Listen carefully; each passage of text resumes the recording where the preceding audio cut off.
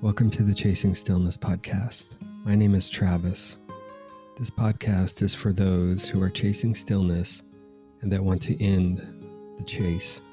For today's episode, I invite you to wonder about life's messy bits. You know, many of us are trying to hide the messy bits of our life because we feel guilt, shame, and a bit of embarrassment too.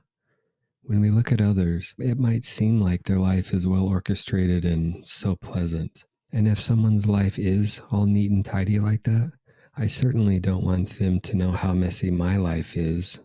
But you know, that well orchestrated and pleasant looking life that some seem to have is exhausting to maintain if it's not lived out truly. And quite honestly, it seems the effort required to keep up that facade isn't worth it anyway.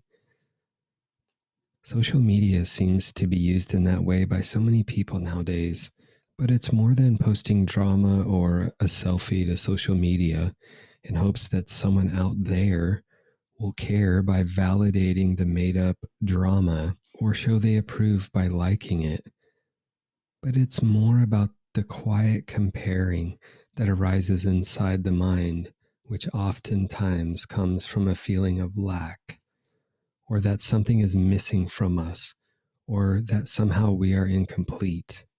It's like a rich person whose life has no richness to it. You know, they dress up, they play the part they created, and then they return to their house, lonely, empty, and exhausted. The truth is, that rich person whose life looks that way is just as complete as an enlightened mountain sage who lives a solitary life in a cave.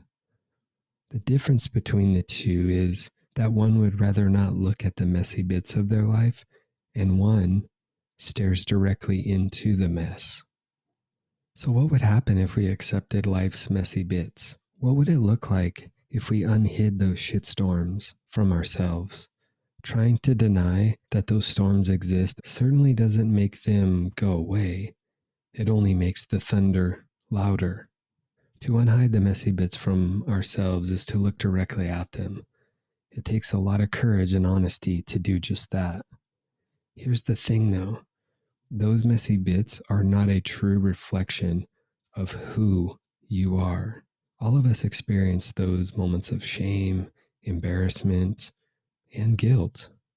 Then, before we know it, our minds have turned a couple snowflakes into an avalanche, and we find ourselves buried under tons of worrying about being judged by others. But here's the thing, their judgment of you is a reflection of their understanding and all that shit they make up in their heads about their view of you. But that is not who you are. If you take anything from this, please take this. Their experience of you is not your experience, and your experience of someone else is not their experience.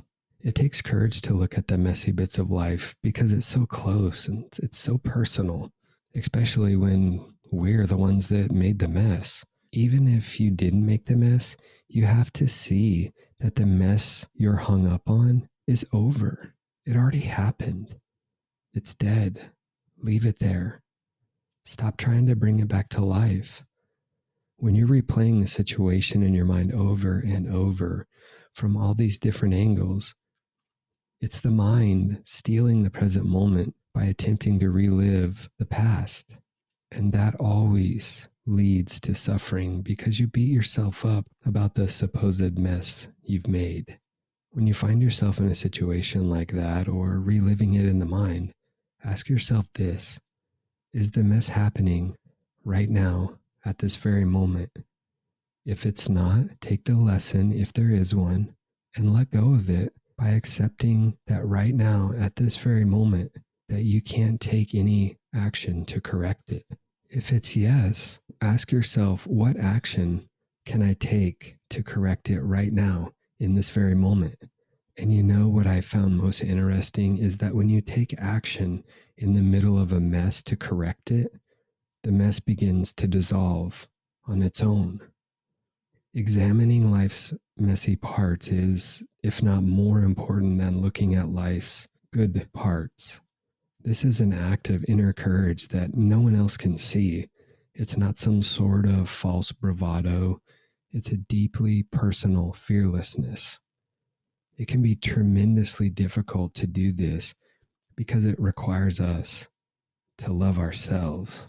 And to love ourselves seems so difficult because we know all of our so-called flaws and, all the things we make up in our minds about ourselves.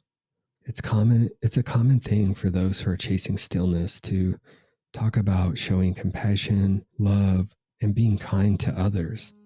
But what about showing compassion, love, and being kind to ourselves? How different would the experience of life be if we accepted the messy bits of life and became at peace with them? If you're hearing this, you've listened to the entire episode, and for that, thank you.